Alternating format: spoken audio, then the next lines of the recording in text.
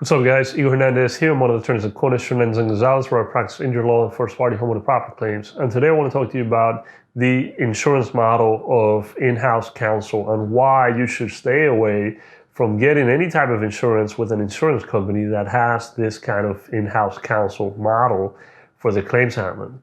And so before we get into all the details, let's break down what I mean by insurance in-house model.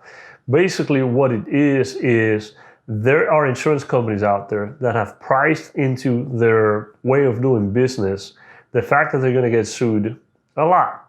And the way they do that is that there's originally two ways of handling your litigation as a company.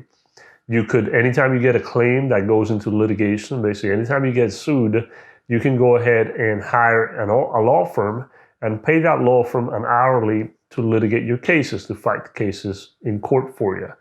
And so obviously anytime you get sued, that's going to generate an expense because you have to pay a law firm to handle your case.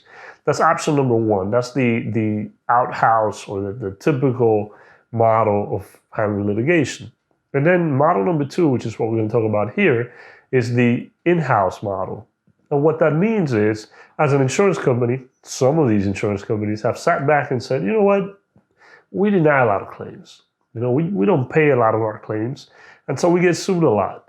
And because we get sued so much, we're spending a lot of money paying law firms to fight the cases on our behalf. So what about instead of paying a law firm by the hour, which means that our expenses are increased anytime that we get sued, what if we just hire lawyers in-house? What if we basically have our own law firm and we pay these lawyers a salary, and pay you 70 grand, 80 grand a year, whatever it is. And that salary doesn't go up or down depending on how many cases we got, basically depending on how many times we get sued.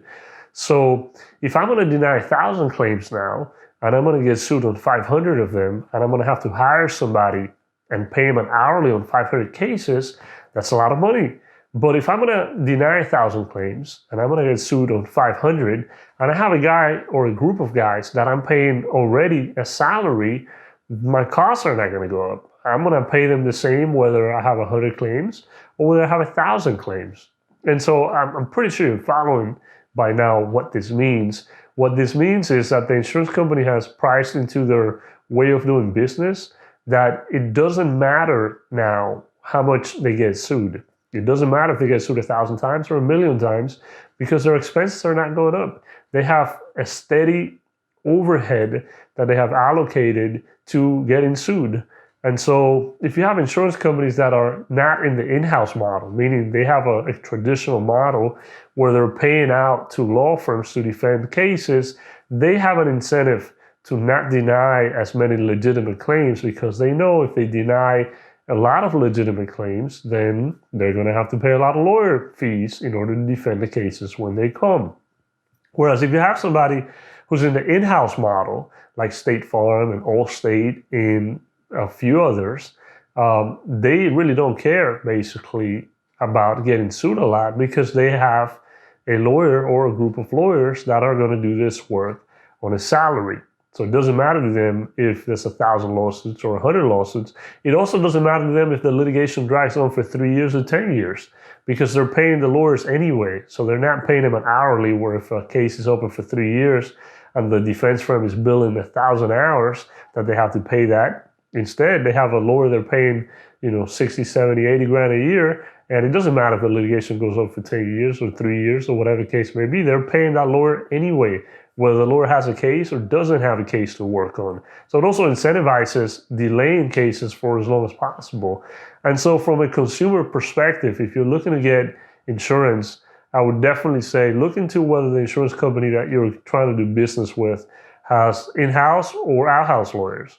If they are transitioned or if they have transitioned into the in-house model, I would strongly advise that you go somewhere else for that kind of coverage because what it basically means is they have sat down and done the numbers and said, you know what, we're going to go ahead and just go in-house not have to pay by the hour. Our cost of defending cases would be significantly lower. And then we're going to go ahead and deny a whole bunch more claims because our cost of defense is so much lower that we can afford to deny 4 or 5 claims, where before we were pricing in denying 1 claim.